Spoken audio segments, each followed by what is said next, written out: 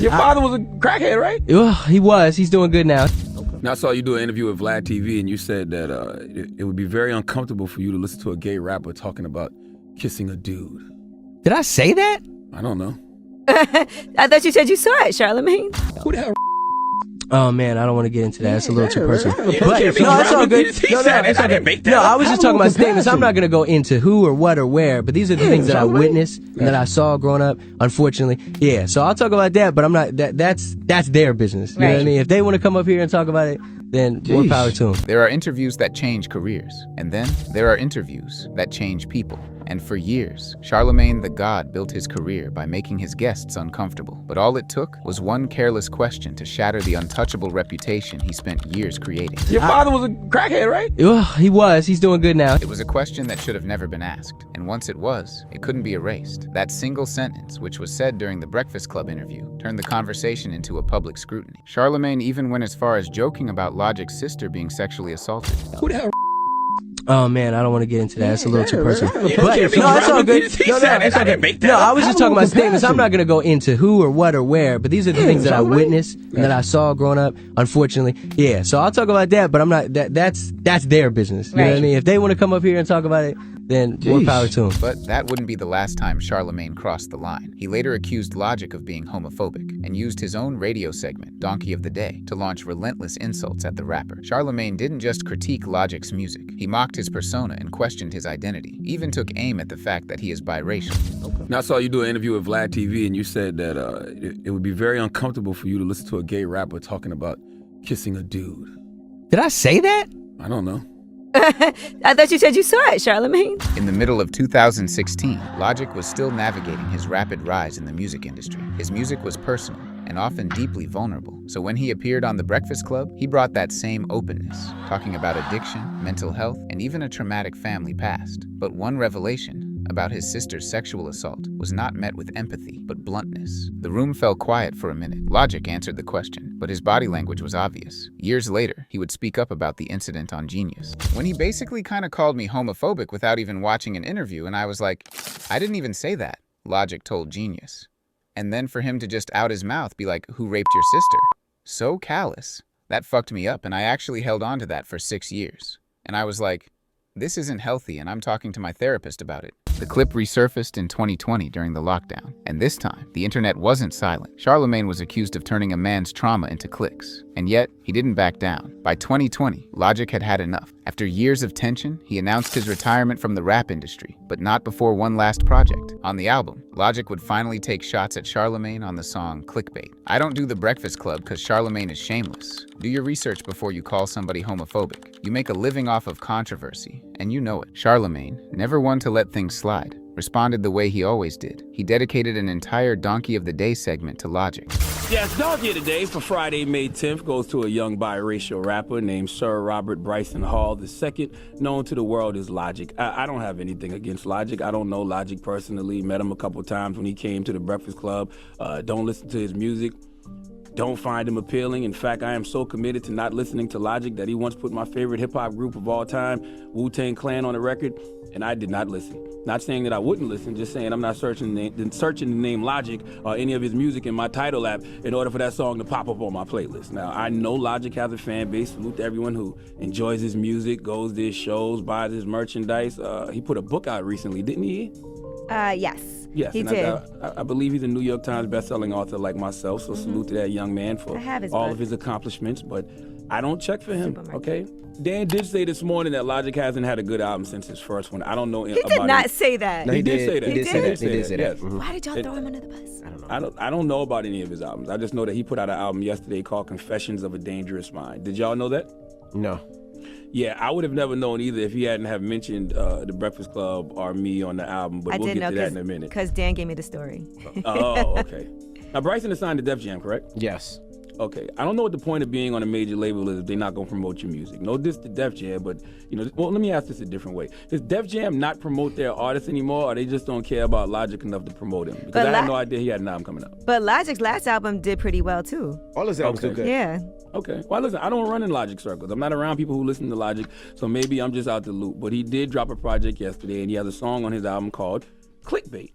Now, I can't believe I'm falling for this, but it's Friday, so let's have some fun. Logic has a song on his new album that came out last night called Clickbait, and that's exactly what it is, a song that get us doing what we're doing right now, which is talking about him. Let me be the first to tell you, I don't know what the hell Logic is talking about, all right? I don't do the Breakfast Club because Charlamagne is shameless. That is true. I don't have any shame, and that's because I embrace the good, the bad, and the ugly about my life. I live my truth so nobody can use it against me, even though in this internet era, they still use it against me. But who cares, okay? Yes, I am shameless because I have nothing to be ashamed about. I'm a damaged individual, all right? Who is currently in therapy to work on my damage, okay? What? Now, let's talk about you not doing the Breakfast Club. Logic, I can assure you, all right, that nobody in this room has ever said, man, you know who doesn't come up here? Logic.